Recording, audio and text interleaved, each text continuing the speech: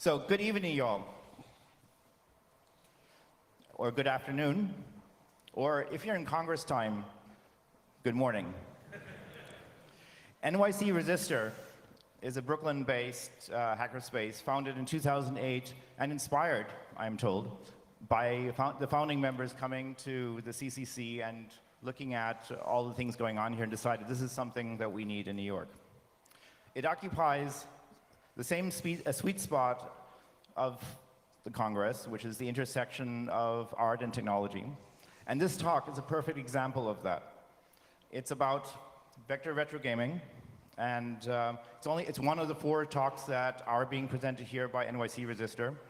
And with that, I'd like to pause here for station identification. No. I'm going to say, I'd like you to help me give it up for Adele Lin and Tremel Hudson.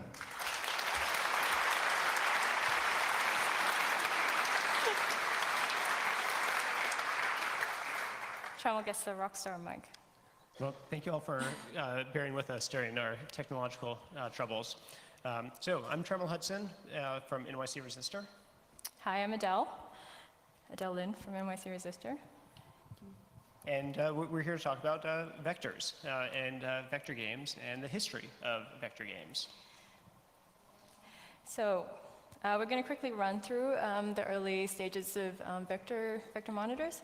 So at the start, vector monitors were mainly used to display outputs from analog computers. Here you can see the EAI 680, which is used to implement differential equations. And you can see the vector scope like right at the top left corner there. So here you have a bunch of op-amps outputting and implementing the differential equations, and the knobs there, which are used to control the inputs. And you can see all those are great ingredients for creating a video game, which is what happened with Tennis for Two. So at the Brookhaven National Labs, we had physicist William Higginbottom for the demo day decided he wanted to do something a little bit more fun. So instead of demonstrating and calculating projectiles, ballistic projectiles, he was like, well, let's create a video game. And that's how Tennis for Two came about. In 1997, for the 50th anniversary, there was a second recreation by another physicist, Peter Takak. And the interesting part of this is that this video game was created entirely out of analog parts. So you had relays, you had resistors that simulated drag, and the star of the show, we were told at the time, was the germanium alloy transistors, which allowed for really fast switching during gameplay. And I was really lucky in earlier this year to be able to do the second recreation of Tennis for Two. But this time it was we did it entirely digitally.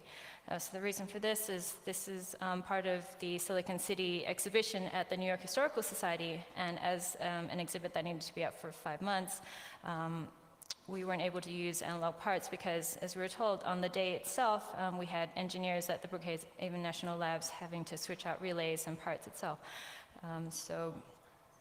As you can see, we emulated the original Dumont CRT screen by creating our own cabinets, and this was created using Unity and Arduinos.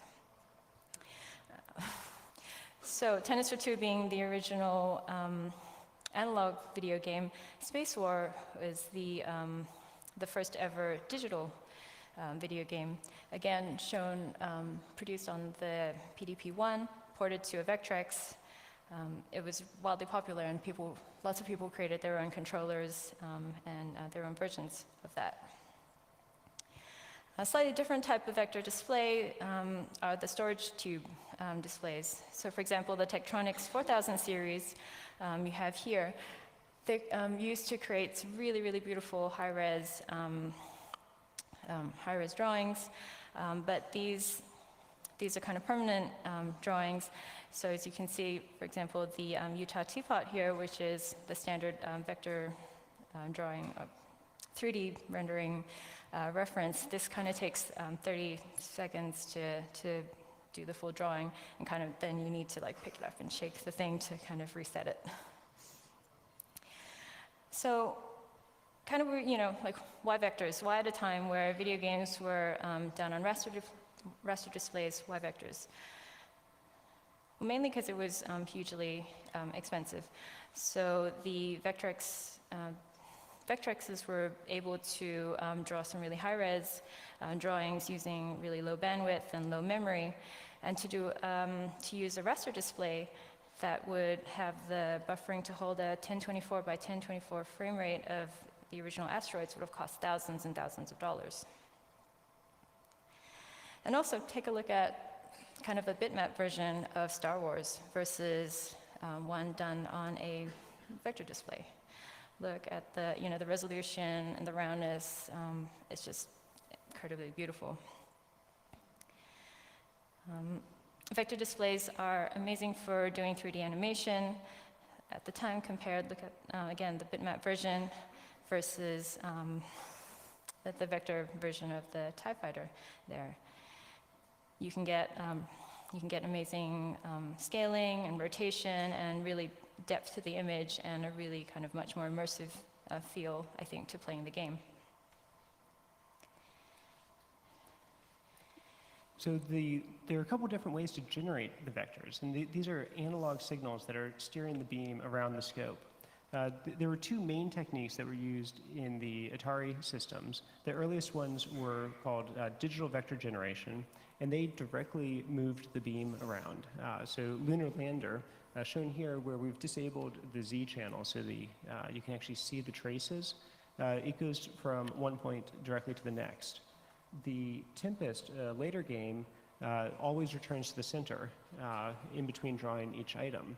And that's because the analog voltage generator, or excuse me, the analog vector generator, takes the output of the DAC and feeds it into a integrating op-amp.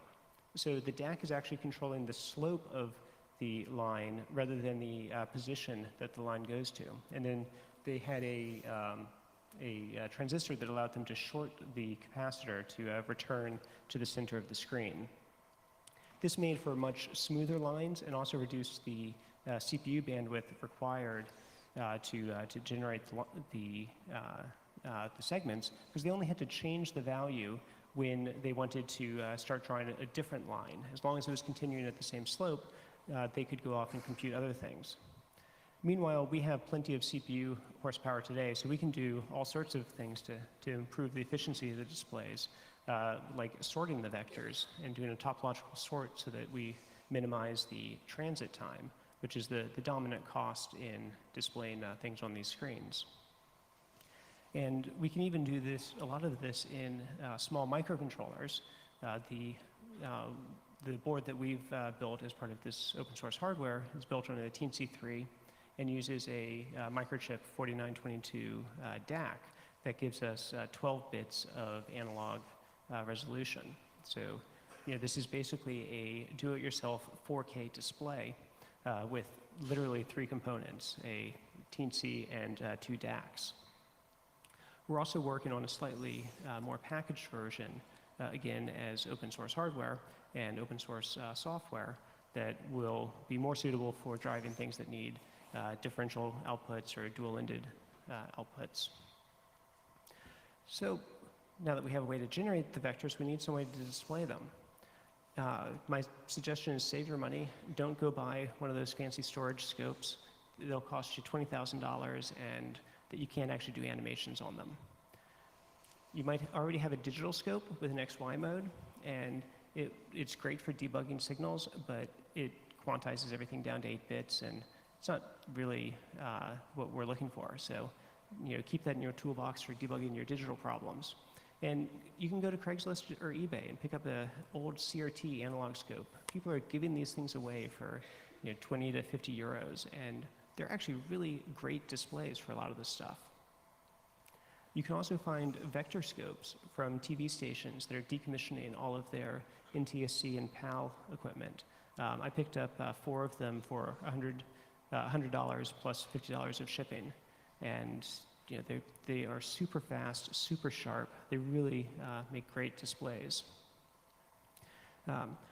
And another option is the Vectrex console, which people were really excited about back in the 80s.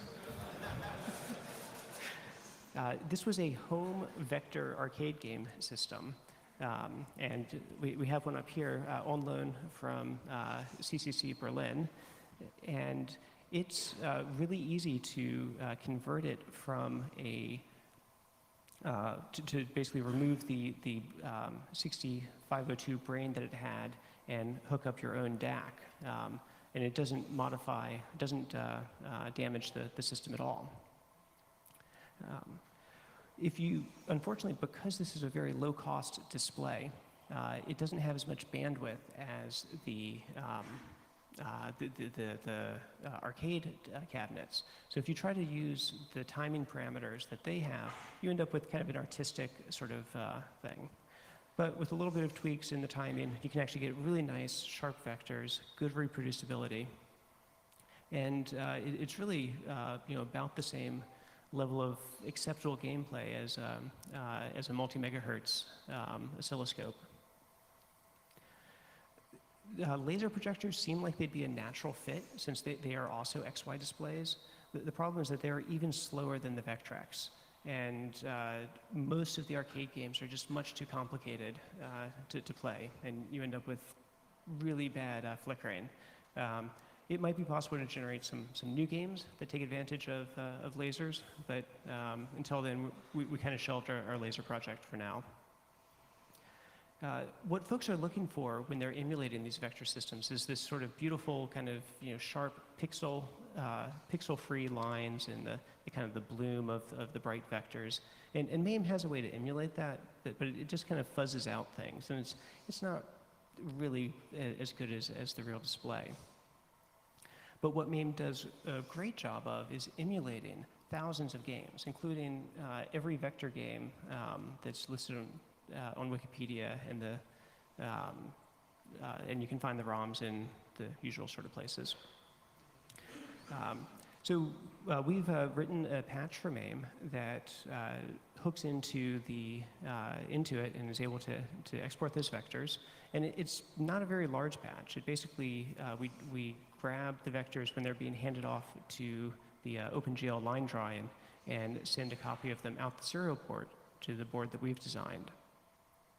Unfortunately, the MAME team felt this was unacceptably hacky, and they rejected the pull request.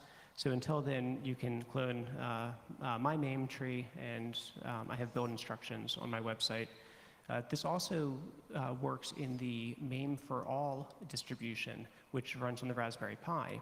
So you don't, if you want to build a small cabinet, you can put a little Pi in there with one of these digital analog boards to create a multi-vector arcade game system. So when you go out and you find those ROMs, wherever you find them, you can get the original Space War. You can get Asteroids, which is one of the most popular, highest grossing games of all time. Tempest and Lunar Lander are really a lot of fun. Star Wars was an officially licensed franchise and is an awesome game. Battlezone is one of the first real 3D-like games. Star Trek even had a licensed franchise, Empire Strikes Back. Unfortunately, there is no Force Awakens vector game, but if somebody wants to write one, that'd be awesome. And really, there's a whole bunch of vector games out there. Most of them are pretty obscure. I had never heard of many of them until I started down this project of building these. Some of them are okay, some of them are just complete rip-offs of other games, but there's a lot of fun things to sort of experiment with.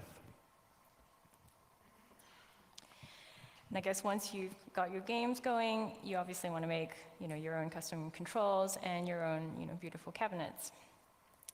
I'm sure everyone has given this a go, but you can design almost anything and print and create anything these days. You can get your controllers from Adafruit, even your own coin receptors, all kinds of different buttons. Take for example Tim Bartlett's Asteroid game. He's got the original designs, printed them on, and laser cut them, and all the CNC patterns. You can get them all on his website. Jürgen Müller also created his own asteroids cabinet. It's kind of half-sized. It's using a Vectrex machine and using the original asteroids logic boards. Again, another kind of great example. Now that you have your games, you got your own cabinets, you actually maybe want to make your own creations. This is Tramel's clone of asteroids, space rocks, which you can get from his website as well. When you're done playing, you may just want to know what time it is and how many hours you spent. You can make your own scope clock. The TNC3 has through holes which you can put your clock crystals on and get this really beautiful display for your home. This is a super cool game that was shown at the Maker Faire in New York earlier this year. It's kind of like one of the newest original arcade games, something that hasn't really been done in like 30 years. It's got its own like tank controllers, and again, it's like a really great custom cabinet. In order to help you do that, we've also got a processing library, which everybody uses processing. You can make your own vector art or processing games and then port it to the TNC3, and again, make your own cabinets, have your own game systems at home. Here's just a quick look of what you need in the processing library. You get your vector lines, and then you kind of send them out. So to take this a step further, I'm part of a group called Code Liberation, and we teach coding for game design to women, and we'll be running a processing to Vectrex workshop at NYC Resistor, and then we'll be also organizing a demo party night at Baby Castles later on after that. So if you guys are in the region, do come along and join us. But since you're in the region now, at 7:30, you can also find us and the Vectrex and oscilloscope at Hall A2. You'll be able to play all of the original Atari vector games. So yeah, do come and say hi. So thanks you all so much for coming to the talk. We've got the slides from the talk and a bunch of background material on the website, as well as information on converting the Vectrex and some different vector scopes. And also then the schematics and open source hardware is available from v.st. And with that, we'd love to open up to any questions.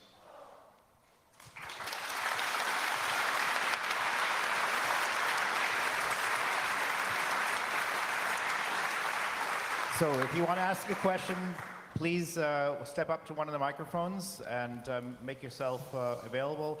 In the meantime, the people who are leaving, could you leave please quietly? Do we have a question over there? Have you thought about using multiple lasers to compensate for the slow speed of the laser? Do you think that would be possible? It would certainly be possible. It's very easy to add additional DACs or DAC channels.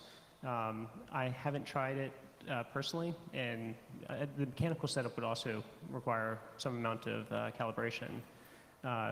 The other thing I've seen some folks do is set up sort of exclusion lists so that a lot of the small text, like the copyright 1979 Atari, gets excluded from what gets drawn, and that seems to help out a lot as well. Okay, thanks. I think we have a question from the Signals Angel. Yes, the internet is asking, do you see any intentions from manufacturers to invest in vector displays? I don't think anyone is still making CRTs at all, much less vector displays. In fact, even the vector displays are getting fairly rare. There's a lot of projects where folks are trying to rewind the yokes on regular monitors to see if they can use them as vector displays, and it's been kind of a hit or miss affair. The VEC9 game that Adele mentioned was built with a Wells Gardner monitor out of an asteroids cabinet that had died, and at this point, we're pretty much scavenging from what's out there. So no more microphone questions here. Oh no, there's one right over there. One short question. You're just using two DACs, so you're just controlling X and Y channel, or are you also controlling the Z? We have 4 DAC channels, and so we have both the an offset voltage and the Z. So on the Vectrex, you can see that it is doing a bright with that. The demo that's running here on the oscilloscope is that's generating the brightness just by controlling the line drawing speed. Okay, thanks. Signals Angel, was there another one, or that was it? That was it? Okay, so left side microphone.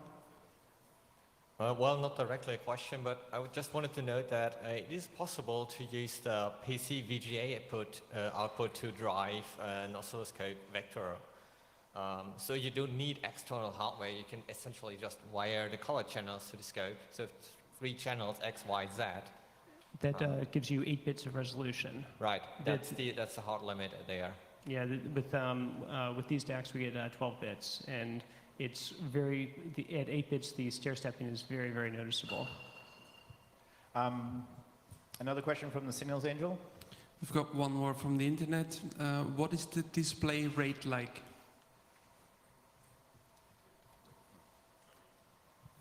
It depends. Okay, left side microphone. You mentioned that you are working on this board that it makes it easier to use this. Like, is this how far are you like producing this or selling this, or how easy is it to make your own thing like this?